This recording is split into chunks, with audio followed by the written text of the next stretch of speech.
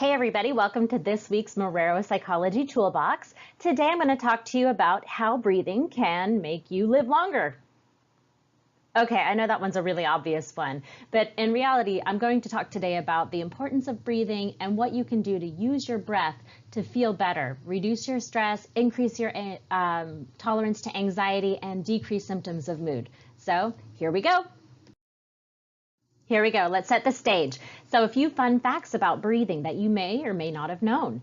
Number one, breathing in actually increases your heart rate. Your breath and your heart rate are directly related to each other.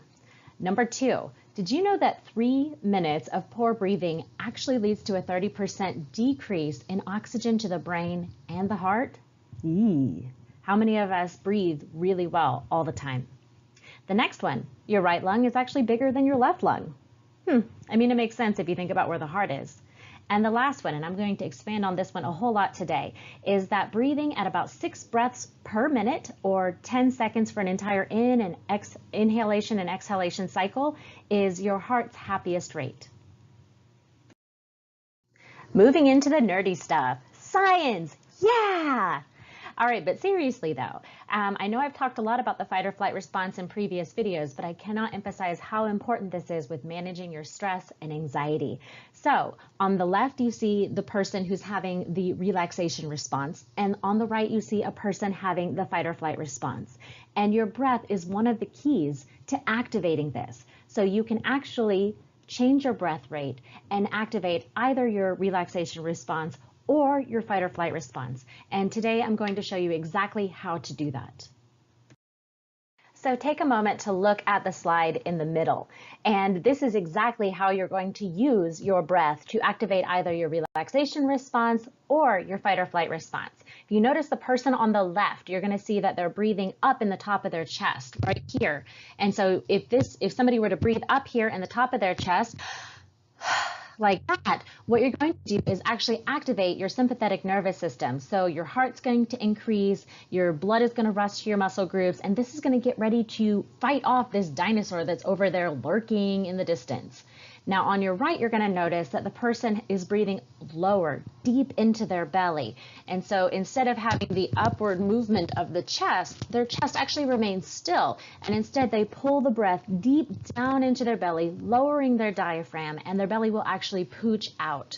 And if you're doing this diaphragmatic breathing or belly breathing, what you're going to do is end up more like the picture on the right, the peaceful picture of the lotus blossoms. What is belly breathing, you might ask? So you might have heard of it, or you might have even done quite a bit of this at some point, maybe in yoga or meditation class.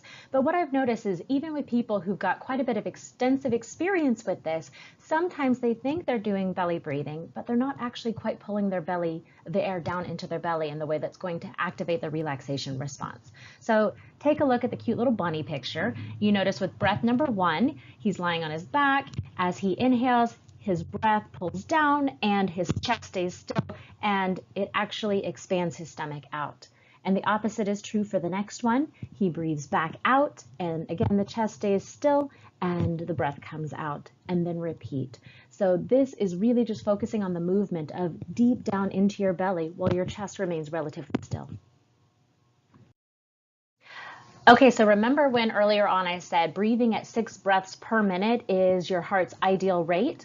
So I want to combine that factoid with what I was just talking about with belly breathing. So if you notice on this page, there are a couple of apps. The K is for Cardia, K-A-R-D-I-A. The next one is Breathe to Relax, and the last one with the lungs is My Calm Beat. These are all free apps that are accessible, and if you want, they will really, really help you with this entire process. So here's what I recommend. Download one of these apps. Set the pacer for 6 breaths per minute, lie down, and then practice for 5 to 10 minutes twice a day, once in the morning and once in the evening.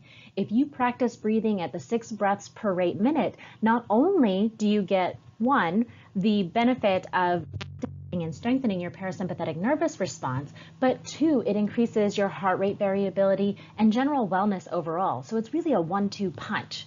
So go ahead, give it a try, do this for a couple of weeks, and what you're going to notice is that your stress level is actually going to start decreasing overall, and you're going to just be better able to manage life stressors. So that's it today. It's short and sweet. So go out, practice breathing, and I hope that you start feeling better soon. And as always, if you have any questions, concerns, or videos that you would like to see, please feel free to give me a call, drop me an email, or stop by online. All right, take care.